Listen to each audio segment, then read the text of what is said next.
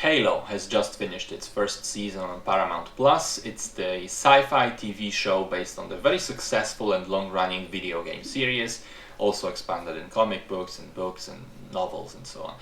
I have played some of the games. I think they're okay, but I'm not a huge fan of the franchise or the world of them, but I decided to give it a go anyway. And I have to say I'm very, very disappointed.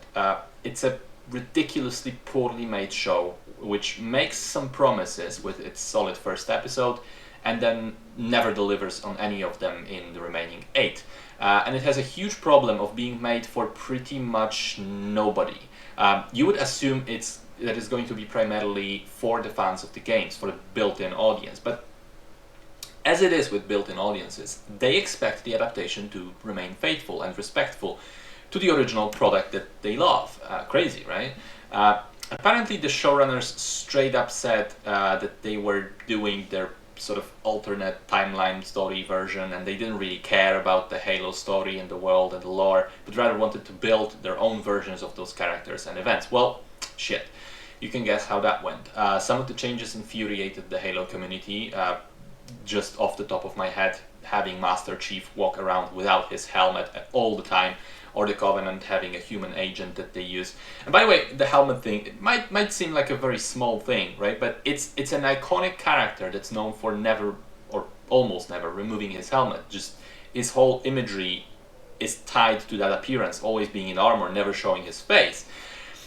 And I feel it's an interesting thing because just a couple of years ago, you could have reasonably made an argument that that won't work in a TV show, that you need to see the face of the actor, that you can't have a show centered on the central character who wears helmets all the time.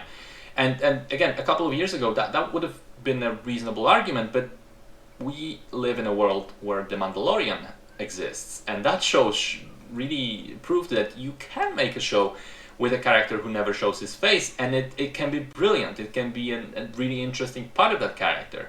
So I don't know why they opted not to have that in Halo. Anyway, it isn't even Halo per se, because we don't even get to the titular circular object in the entire length of the season. It's kind of like a prequel series that shows the search for it, but the characters haven't actually found it yet. So rightfully, a lot of the fans are pissed. It's a similar situation like The Witcher's second season on Netflix, where for some reason showrunners decide to shit on the existing lore and just do something new and worse. But the problem is, this show won't even be good for casual viewers who don't care for Halo franchise, because it's just very poorly made in general. The story features a number of shallow, one-dimensional characters who are almost entirely incompetent at their jobs and make one idiotic decision after the next.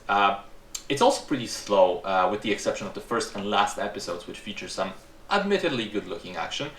Apart from them, the show is largely just people talking in boring, military-looking grey rooms. The actors are at best average and at worst embarrassing. The writing is garbage, the cinematography bland, the show doesn't even use the fantastic music from the games because of some legal disputes that were going on at the time of its production. Also, it's pretty generic and boring as far as sci-fi stories go.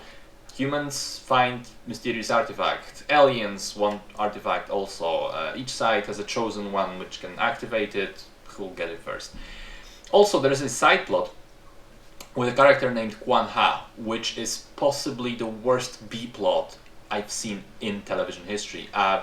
She's pretty essential to the first episode, and then in the second one, Master Chief just ditches her on another planet and says, stay here and never come see me again.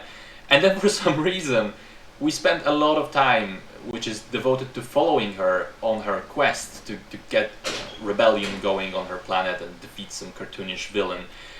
But then it leads absolutely nowhere. I expected that in the end the two storylines would somehow connect back again.